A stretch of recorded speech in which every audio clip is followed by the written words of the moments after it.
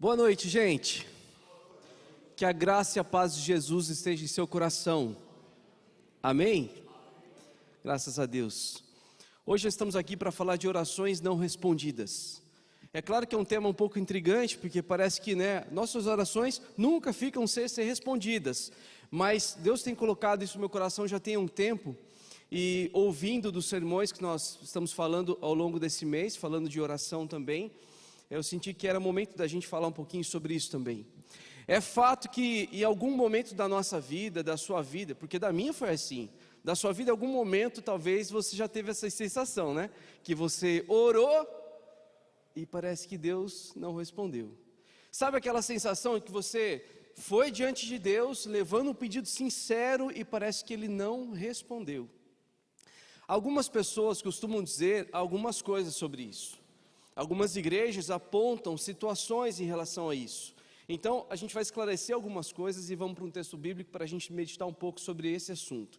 A primeira coisa que eu quero desmistificar é sobre a relação que nós temos com isso. Olha aí, já estão tentando atrapalhar a fala, tá vendo? Tô brincando. E aí, a primeira coisa que a gente tem que fazer é entender a relação que a gente tem que ter com isso. Primeira coisa, muitas pessoas vão dizer a você que a oração que você faz a Deus, ela não é respondida por causa dos seus pecados. Vamos entender isso.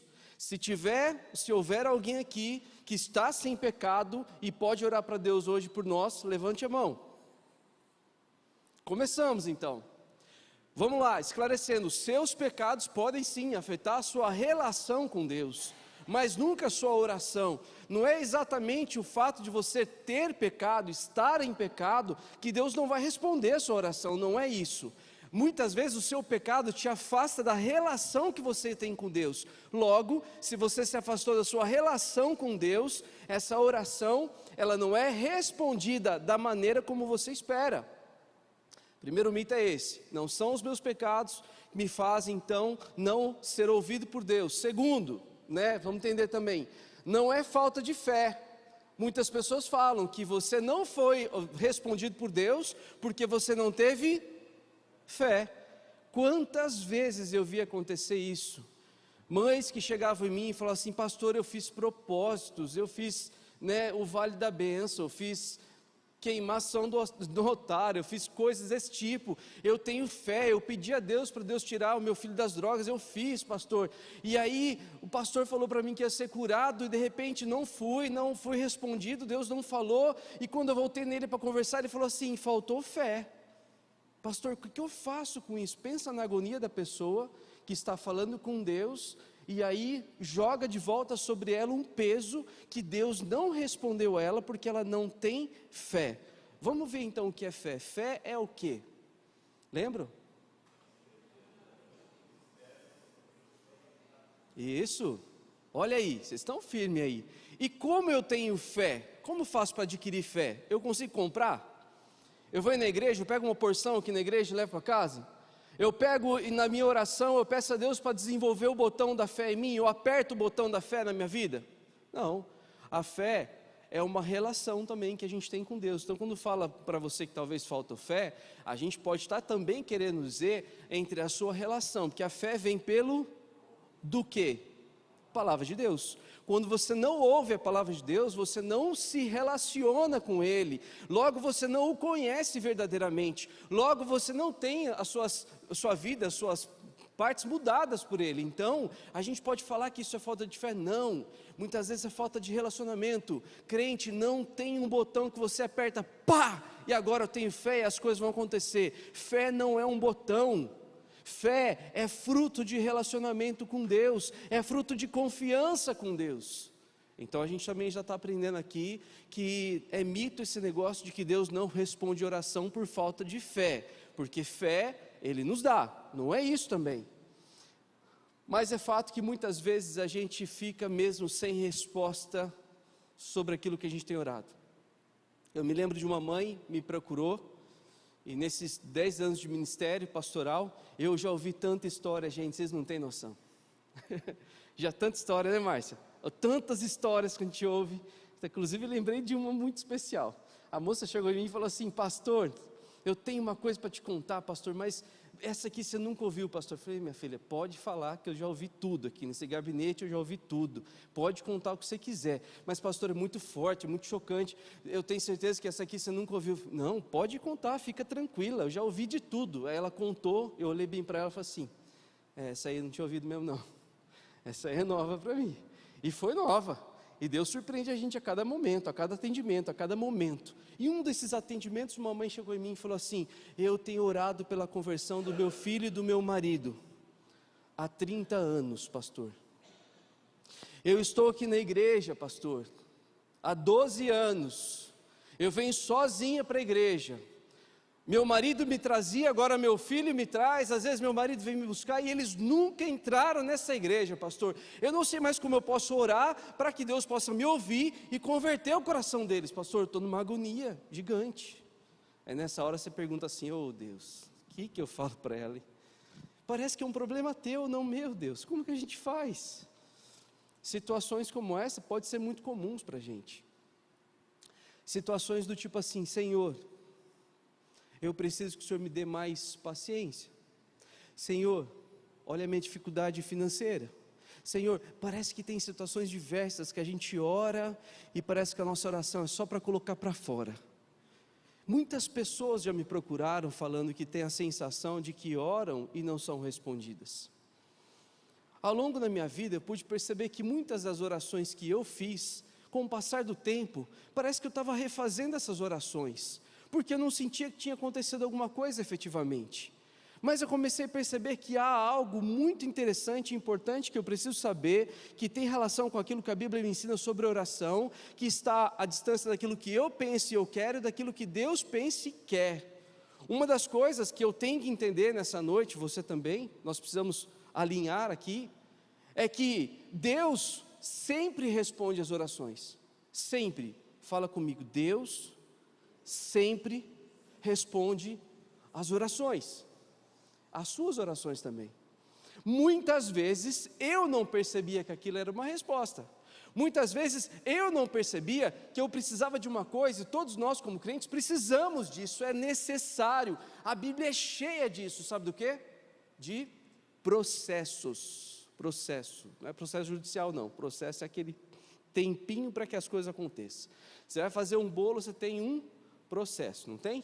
Vai lá, mexe, bota lá na forma, bota no forno, espera um pouquinho, fica pronto. É um processo. Tudo tem um processo. A oração também tem um processo. E quando eu comecei a ver essa relação do processo que Deus faz na vida da gente, eu comecei a ficar maravilhado e comecei cada vez mais a ficar convicto de que Deus responde todas as orações.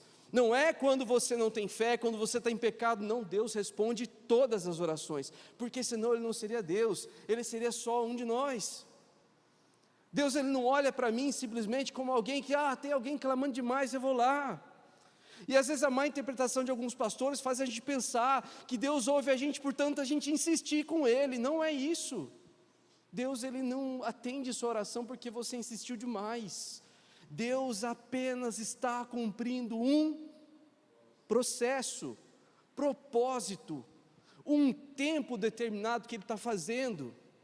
E o mais interessante, quando eu oro coisas que não é da vontade dEle, Ele também responde. Você sabia disso? Alguém fala assim, como que Ele responde? Responde. Ele responde, sabe o quê? Aquilo que é a essência da oração, mudando o meu coração, alinhando o meu coração, para que o meu coração entre nos propósitos dEle. É por isso que a oração é importante, para que você se alinhe aos propósitos de Deus, para que você conheça Deus, para que você seja parte daquilo que Ele está fazendo. Então você tem que aprender com Jesus, né? Senhor, Pai, faça a Tua vontade, não a minha. Não é assim? Então, a oração começa desmistificando propósitos. Primeiro, eu oro para me relacionar com Deus. Você precisa orar para se relacionar com Deus.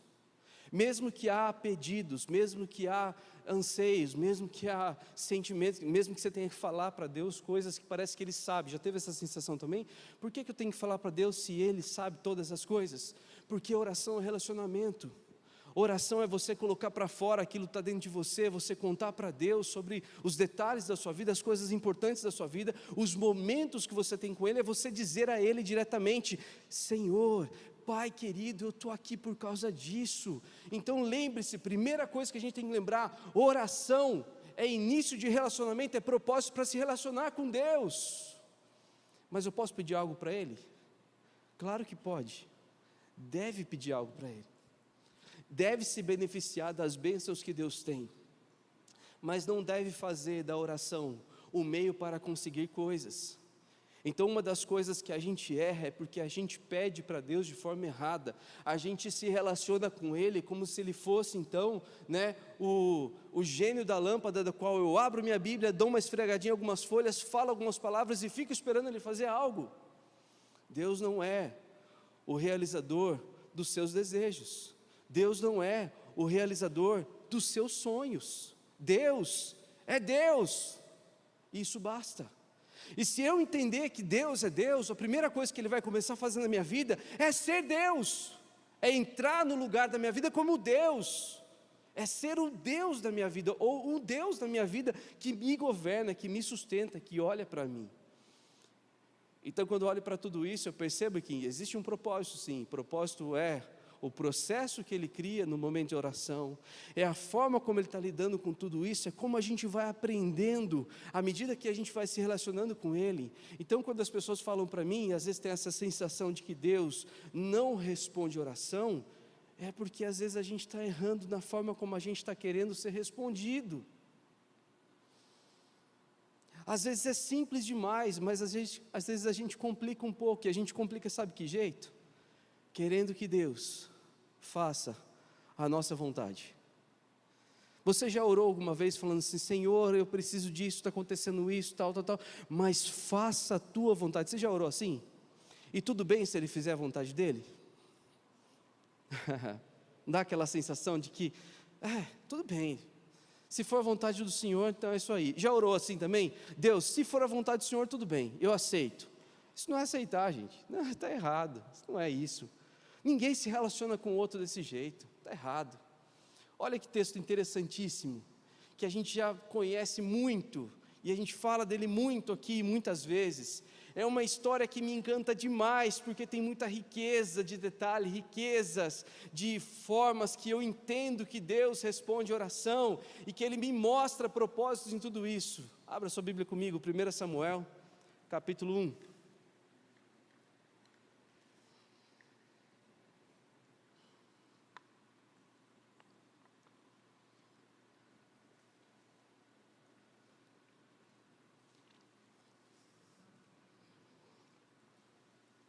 Nós vamos ler bastante, hein? Então, segue aí comigo na sua Bíblia. 1 Samuel capítulo 1, versículo 1, diz assim então: havia um homem chamado Eucana que vivia em Ramá, na região de Zuf, na região montanhosa de Efraim. Era filho de Jeroão, filho de Eliú, filho de Tou, filho de Zuf e de Efraim. Eucana tinha 2 esposas. A primeira se chamava Ana, a segunda Penina. Penina tinha filhos, Ana, porém, não os tinha. Todos os anos Eucana subia da sua cidade até Siló para adorar o Senhor dos Exércitos e oferecer sacrifícios a Ele. Nesse tempo, o sacerdote do Senhor era Ofri e Finéias, os filhos de Eli. Quando Eucana apresentava o seu sacrifício, dava porções da carne à sua esposa Penina e a cada um de seus filhos e os filhos dela. A Ana, porém, dava uma porção especial, porque a amava, apesar do Senhor não ter lhe dado filhos. A sua rival a provocava e zombava dela, porque o Senhor não lhe tinha dado filhos. Todos os anos era a mesma coisa. Penina provocava Ana quando iam à casa do Senhor, e a cada vez Ana chorava muito e ficava sem comer. Vamos devagar por ele? Vamos devagarzinho? Vou contando a história com vocês, e a gente vai lendo juntos aqui. Primeiro vamos entender, naquela época podia sim ter 2 esposas, porque se a primeira de fato não pudesse ter filhos, ele poderia casar novamente, ter uma segunda esposa. Mas o texto de alguma maneira começa deixando claro para a gente quem ele realmente amava. Quem ele amava? Ana. E de alguma forma o texto está tentando mostrar para a gente na composição que o amor dele por Ana ficava bem claro, e toda vez repete a palavra, apesar dela não ter filhos. E conta também até o trechinho que a gente leu, que todos os anos, quando eles iam até lá oferecer sacrifício, adorar a Deus lá, isso acontecia, o quê? Da mulher rival, e a palavra surge, né? Aquela que confrontava, falava coisas que magoavam profundamente, coisas do tipo, eu tenho filho, você não tem, alguma coisa assim. E essa provocação continuava constantemente, e essa constância da provocação é a ênfase agora aqui de tudo que está acontecendo. Tem alguma razão por causa disso. Olha o 7 de novo. Todos os anos era a mesma coisa. Está vendo? Passando o tempo aí. Penina provocava Ana quando ia à casa do Senhor, e cada vez mais Ana chorava muito e ficava sem comer. O primeiro indício de depressão é quando alguém fica sem comer. Você sabia disso? A pessoa começa a ficar triste, ela vai ficando dentro de um casulo próprio, ela para de comer, ela para de ficar, e ela começa a entrar num processo depressivo aqui, e está acontecendo isso. 8, Ana, por que chora? Perguntava Eucana, seu marido, por que não come? Por que está tão triste? Será que eu não sou melhor para você do que 10 filhos? É uma pergunta que não é talvez retórica. Às vezes ela orava e falava, Senhor, eu quero ter uns 10 filhos. Talvez eles tinham conversado sobre isso, que a grande necessidade dela era ter filhos. Por que era assim? Por que a mulher queria ter 10 filhos e hoje as mulheres querem malemar 1? Por que será que é assim?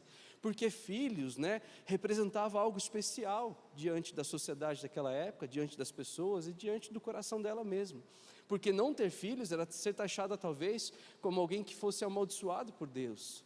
E ela não poderia ter descendentes, a história dela não continuaria, e olha que vergonha, o marido dela teria que casar com outra, para a história do marido continuar com outra, dela está parando ali, porque ela não poderia ter filhos. Olha que sensação difícil, e ela ia ficar velha, não tem ninguém para cuidar dela, essa sensação difícil demais. Então não é um mero capricho, eu quero filho, Deus, ou me dá filho, não é um mero capricho, é um sentimento que levava angústia, porque ela olhava lá no fundo, na frente das coisas lá, para frente da história dela, e ela percebia que talvez ela tinha algo diferente, e o diferente dela é que talvez ela também achasse que ela era amaldiçoada por Deus. Então ele fazia pergunta para ela, por acaso eu não sou melhor que 10 filhos? Por acaso eu não te dou tanta coisa, não supro você de amor? Por acaso tudo que eu faço por você ainda não é suficiente para você desistir desse sonho, desistir dessa oração, parar de pedir isso para Deus? Porque nas entrelinhas ele está falando assim, porque talvez Deus não está te respondendo. Será que não seja a hora da gente recuar com isso? Olha o 9, certa vez depois de comer e beber em Siló, Ana se levantou, o sacerdote Eli estava sentado ao lado da entrada do templo do Senhor. Ana estava muito angustiada e chorava sem parar enquanto orava ao Senhor.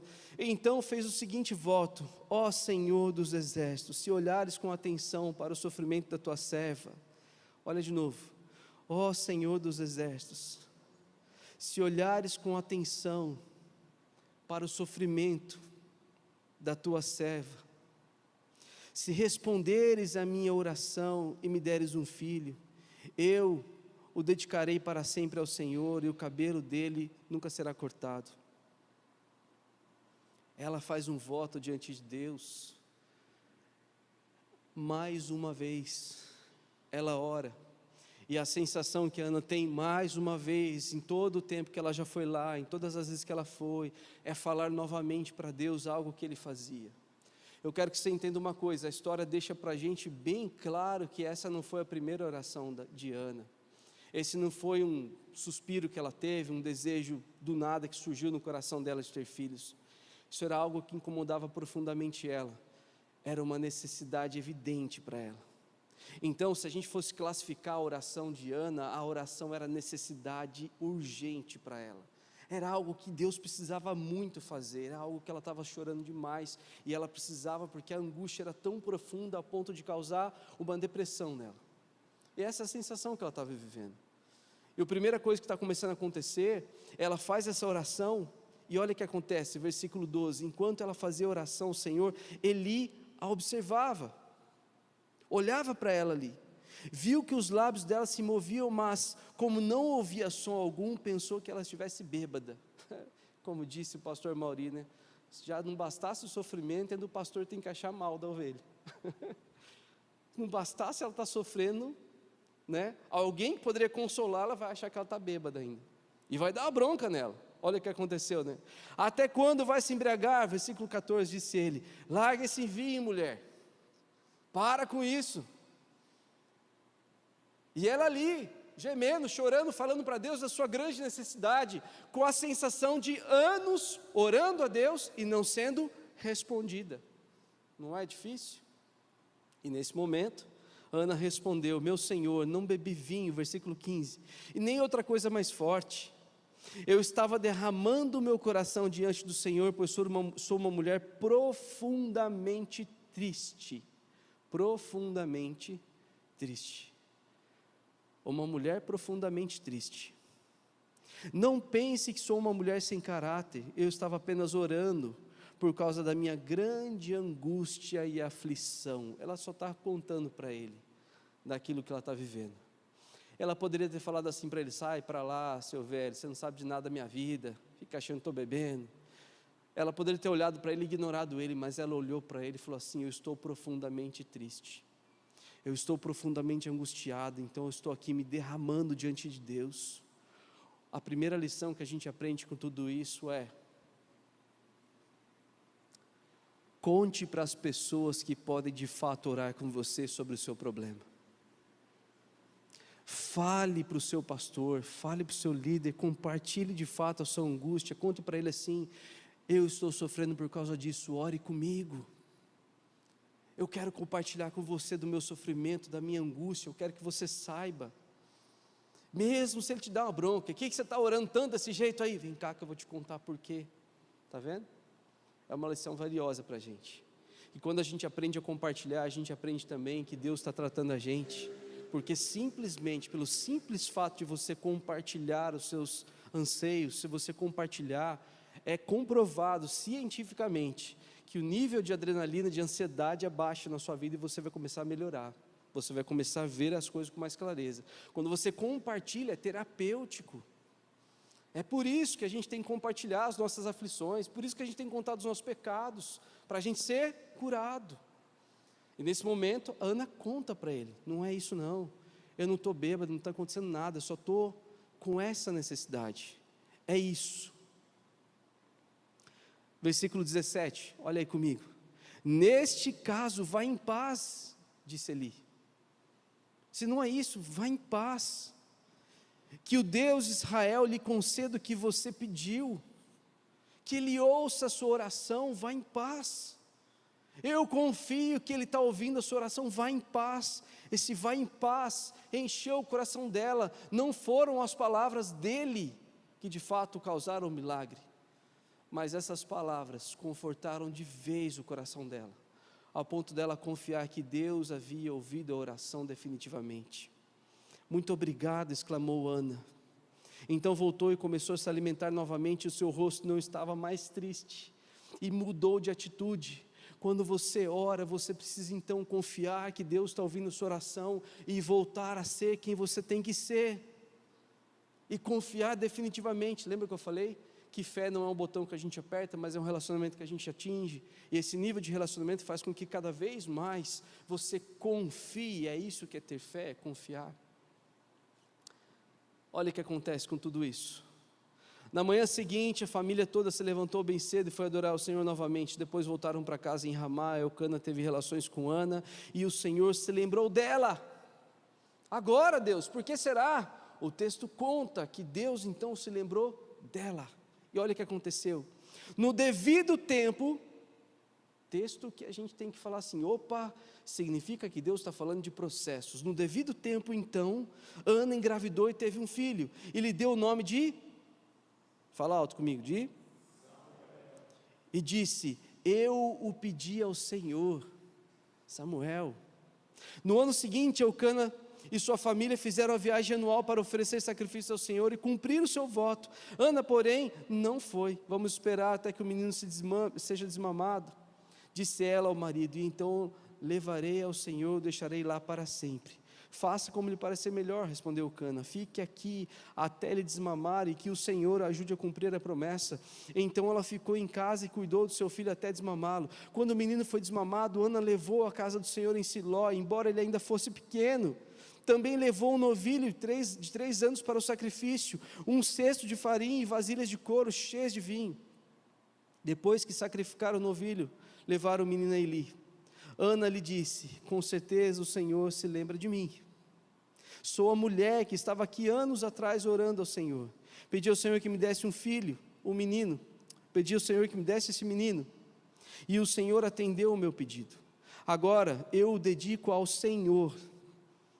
Por toda a sua vida, ele permanecerá ao Senhor. Ele pertencerá ao Senhor. E ali adoraram ao Senhor juntos. E essa história se desenrola da maneira mais incrível do mundo ainda. Se você continuar lendo, tem desfechos e desfechos e desfechos. E eu vou contar 3 pedacinhos dela ainda para você. A primeira coisa que eu aprendo é que Deus sempre responde a oração, e o primeiro passo de responder a oração é colocá-lo em um processo. Deus sempre nos coloca dentro de um processo para responder a nossa oração. Deus sempre vai fazer com que nossa oração seja parte daquilo que Ele está fazendo. Eu aprendi no seminário com um professor muito querido, uma vez ele falou assim: nós devemos orar e pedir ao Senhor assim: Deus, nós queremos ser parte daquilo que o Senhor está fazendo, envolva-nos naquilo que o Senhor está fazendo. Eu achei aquilo tão incrível, que eu passei a pensar nessa situação: uau, como é muito mais legal orar e pedir a Deus para que Ele me envolva naquilo que Ele está fazendo, porque de fato é assim que funciona. Não ache que a história é escrita pela sua vida, pelas suas decisões, simplesmente. Deus está comandando a história, e quando Ele comanda a história, tudo que Ele faz é continuar. E quando eu oro, a primeira coisa que eu tenho que entender é que eu preciso ser encaixado naquilo que Deus está fazendo, porque isso é bom para mim. Deus permite com que eu tome decisões na vida, e eu vou pagar por elas, sendo boas ou ruins, eu sofro a consequência dela. Mas isso não impede de Deus responder a minha oração. E você já deve ter aprendido que Deus tem 3 respostas para as orações, não é? Como que é? Sim, não e espere. Talvez você esteja naquela sensação de que Deus um dia há de falar sim para um pedido que você está fazendo. Às vezes você está com aquela sensação de que Deus só te mandou esperar e você está esperando tudo que vai acontecer. E às vezes você tem a sensação de que Deus falou não, claramente não. Mas você não quer obedecer nenhuma delas. Eu estou te falando porque eu já vivi situações como essa.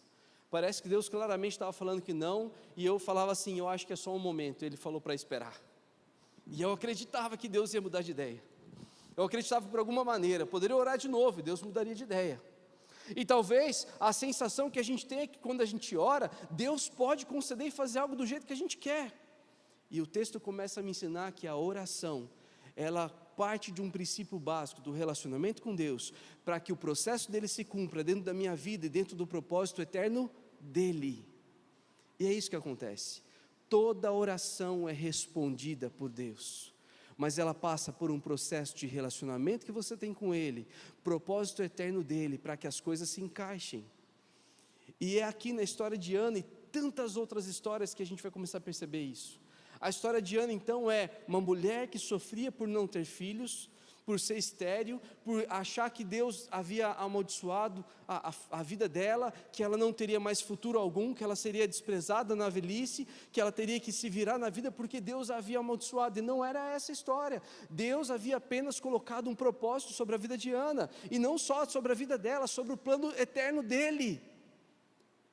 Ana é mãe do profeta Samuel, e Deus fechou o seu ventre até o momento certo para que Samuel existisse. Durante todo esse tempo Ana orou pedindo um filho a Deus, e Deus não abriu o ventre.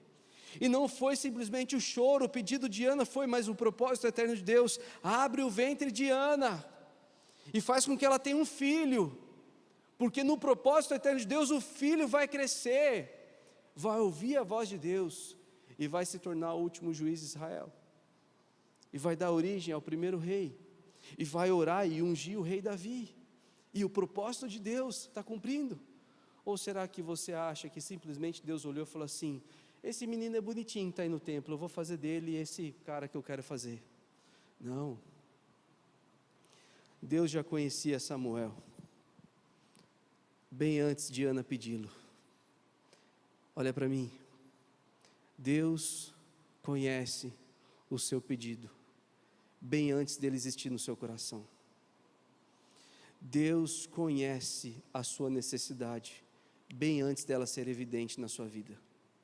Deus sabe para que serve o que você está pedindo, bem antes de você achar que seria bom para você ou para sua família. Deus sabe. E é por causa disso que a gente entra num propósito eterno dele. É por causa disso que a gente ora, porque a gente quer se relacionar com Deus.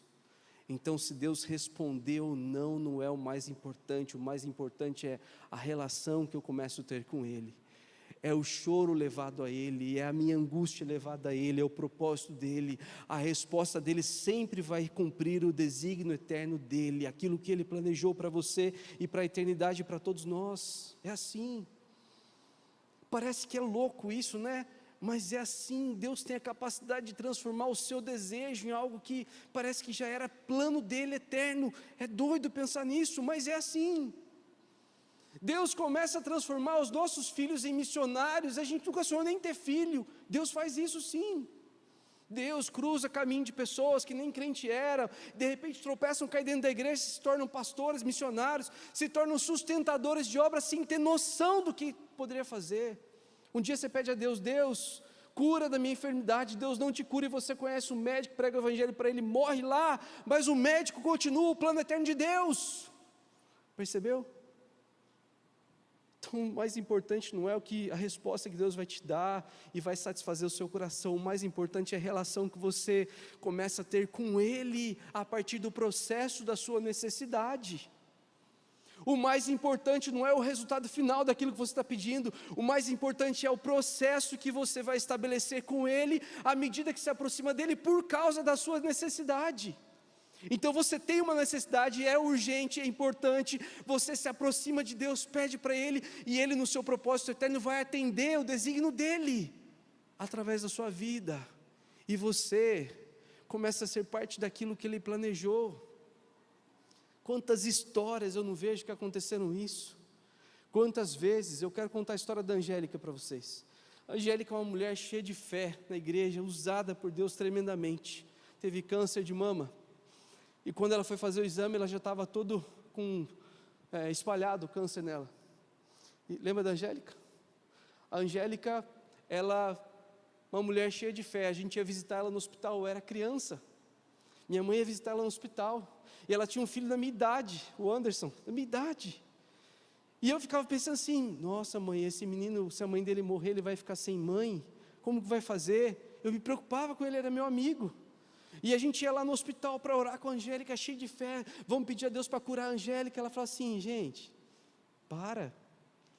eu estou com Deus, se Ele não me curar, eu estou com Ele, se Ele curar, eu vou continuar servindo a Ele. E essa fala da Angélica ecoa dentro da minha vida até hoje. A minha avó, primeira vez que um pastor orou por ela, ela caiu endemoniada, coisas que a gente não fala muito por aqui, né? De repente ela levantou, o que está acontecendo comigo? O que é isso? Que negócio é esse? Que negócio é esse? Minha avó foi um processo de conversão assim, foi. E ela se tornou uma mulher crente, e ela tinha que fazer uma cirurgia no coração. E ela chamou a gente lá e falou assim, é o seguinte, se eu voltar eu quero viver a plenitude da minha vida, eu não quero mais viver cansada, sofrendo como eu estou vivendo, eu quero ser curada. Se eu não voltar, não chore por mim, porque eu fui plenamente curada. Aquilo foi assim, uau, eu estou vendo isso. A gente não podia nem chorar quando ela morreu, porque era injusto chorar. Eu estou chorando, eu não posso chorar, porque ela falou que foi plenamente curada, estou feliz. Não, estou triste, não, estou feliz. Ficou uma dúvida aqui dentro de nós. E eu comecei a perceber que resposta de oração é estabelecer processos. E Deus estabelece processos à medida que a necessidade surge em você. Você começa a se tornar necessitado. Você começa a clamar a Deus por causa de algo que está acontecendo em você. Você começa a buscar Ele e fala assim, Deus, eu preciso do Senhor. Você começa o relacionamento com Ele. E a intenção é que você intensifique cada vez mais esse relacionamento, que você se aproxime mais, que todas as coisas aconteçam, de repente você nem vai notar mais. que aquilo tudo que você pediu para Ele, parece que é pequeno demais por tudo que Ele pode fazer. E Ana é prova disso. Ana teve outros filhos e filhas também. Ela deixa Samuel lá e ela tem outros filhos e filhas também. E ela se torna uma mulher feliz. Mas o que Deus está fazendo não é tornando Ana feliz. O que Deus está fazendo é tornando o seu propósito eterno em algo real.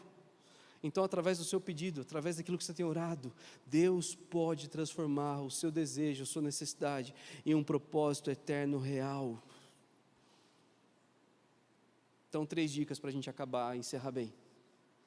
Primeira, confie nos processos de Deus. Confie plenamente.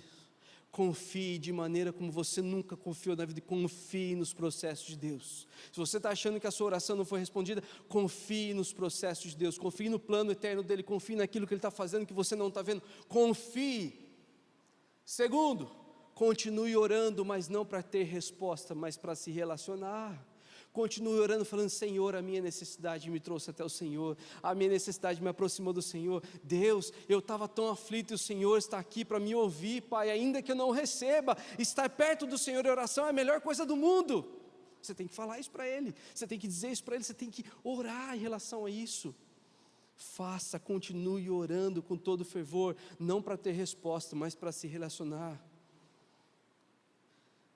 Terceira e última coisa. Se você confia e ora, continue esperando, porque Deus pode fazer da sua oração o cumprimento de um propósito eterno na vida de tanta gente, através de algo que começou pequenininho e se tornou grande no seu coração. Confie plenamente, Deus pode fazer isso, em nome de Jesus. Amém. Feche seus olhos um instante. Eu quero orar por você que está me ouvindo pela internet, você que está aqui, você que se interessou por isso e falou assim: Senhor, eu não estou entendendo por que o Senhor não responde. Agora você vai entender, porque eu quero me relacionar com você,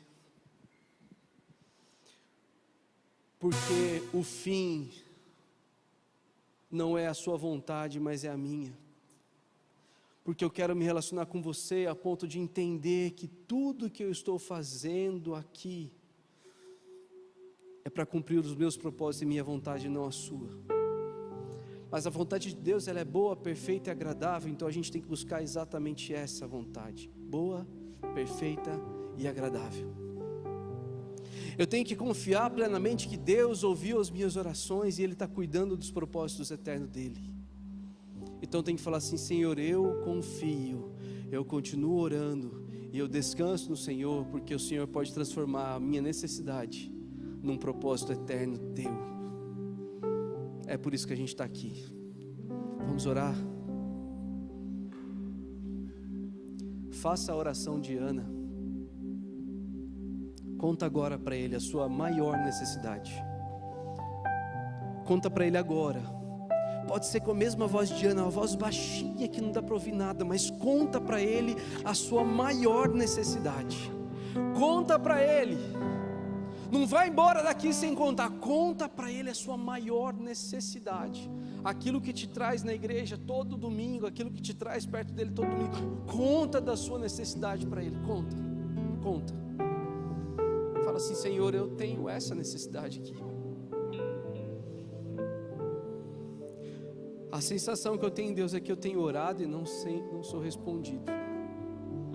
Deus, a sensação que eu tenho é que eu falo e o céu se fecha. A minha necessidade é essa, Deus. É uma cura, é uma restauração no casamento, é a conversão de uma pessoa, é um milagre. Conta para Deus, faça a oração de Ana. Conta para Ele qual é a sua maior necessidade. Diga para Ele: é essa aqui, Deus. Senhor, nós oramos nessa noite confiando no Senhor, que por mais difícil que seja para nós, Deus, a gente quer sim no fundo que os nossos planos, os nossos desejos sejam realizados, mas a gente entende que existe um propósito eterno, que existem os seus propósitos, Deus, que estão acima dos nossos. Então que as nossas necessidades se tornem pontes para aquilo que o Senhor está fazendo na história, que os nossos desejos se tornem então caminhos para que o Senhor cumpra o seu desígnio eterno na história, Pai, em nome de Jesus. Que as nossas necessidades que nos afligem, Deus, que a gente possa entender o processo do Senhor, assim como aconteceu com Ana, assim como aconteceu com Sara, assim como aconteceu com Rebeca, assim como aconteceu também com Maria, que nem esperava ter um filho. Que o teu propósito eterno se cumpra na nossa vida, Deus. Que teu propósito eterno seja parte então daquilo que o Senhor está fazendo, e não só dos nossos desejos, mas sim que as nossas necessidades se transformem, Pai, em pontes, em caminhos para aquilo que o Senhor está fazendo, Pai. Então acalme o nosso coração, acalme tudo aquilo que tem dentro de nós, para que a gente possa entender que é o Senhor que está no comando. Desenvolva fé e relacionamento em nós, Deus, para que a gente possa olhar para o Senhor, convictos de que há esperança no Senhor, Pai. É isso que nós oramos, em nome de Jesus.